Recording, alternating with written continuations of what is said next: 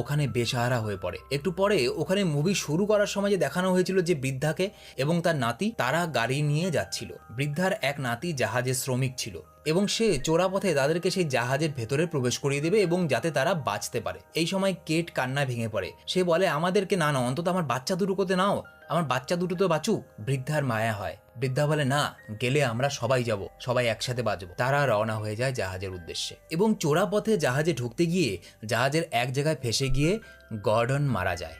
এদিকে জাহাজ তখন ছাড়বে এবং মহাপ্রলয়ের যে সবচেয়ে বড় ঢেউটা এগিয়ে আসছিল সেটা আস্তে আস্তে এগিয়ে আসছে। মাত্র 2 মিনিট বাকি। জাহাজের গেটগুলো বন্ধ করতে গিয়ে দেখা গেল একটা গেট বন্ধ হচ্ছে না। সেই গেটের মধ্যে কিছু একটা ফেসে আছে। এদিকে বিশাল বড় ঢেউ আস্তে আস্তে অনেক কাছে চলে আসে। জ্যাকসন সেই জাহাজের যে গেটটা দিয়ে ভেতরে ঢুকছিল সেই গেটের মধ্যে কিছু একটা আটকে ছিল। জ্যাকসন প্রাণপণে চেষ্টা করে সেই গেট থেকে সেটা সরিয়ে দেওয়ার জন্য এবং এই সময় সেই বিশাল আকার ঢেউ এসে সেই জাহাজের গায়ে লাগে। জাহাজের সব কিছু কেঁপে ওঠে এবং জাহাজটা নিয়ন্ত্রণ হারিয়ে আস্তে আস্তে যেদিকে যাচ্ছিল, সামনে দাঁড়িয়েছিল বিশ্বের সর্বোচ্চ পর্বতমালা মাউন্ট এভারেস্ট। মাউন্ট এভারেস্টের দিকে জাহাজটা আস্তে আস্তে এগিয়ে যাচ্ছিল। জাহাজের সাথে মাউন্ট এভারেস্টের ধাক্কা লাগতে আর 400 মিটার মাত্র দেরি। আস্তে আস্তে সেই দূরত্ব আরো কমতে থাকে।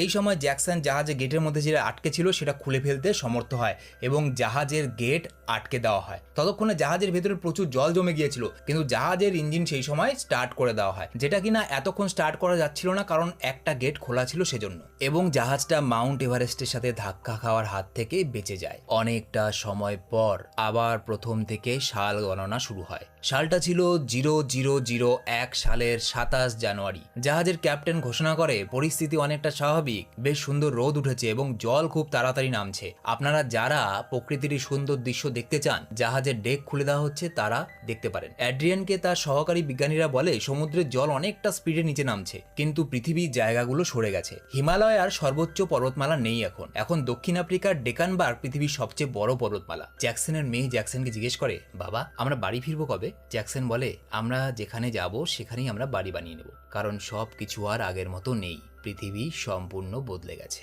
আর এখানেই মুভিটা শেষ হয়ে যায়। তো মুভির কাহিনীটা সম্পূর্ণ শোনার জন্য ধন্যবাদ। গল্পটা কেমন লাগলো অবশ্যই কমেন্ট করে জানাবে। আর তোমাদের কোনো কোয়েশ্চেন থাকলে তোমরা আমাকে ইনস্টাগ্রামে পেয়ে যাবে। আমার ইনস্টাগ্রামের লিঙ্ক এই ভিডিওর নিচে ডেসক্রিপশনে দেওয়া আছে। দেখা হচ্ছে পরের ভিডিওতে। Thank you.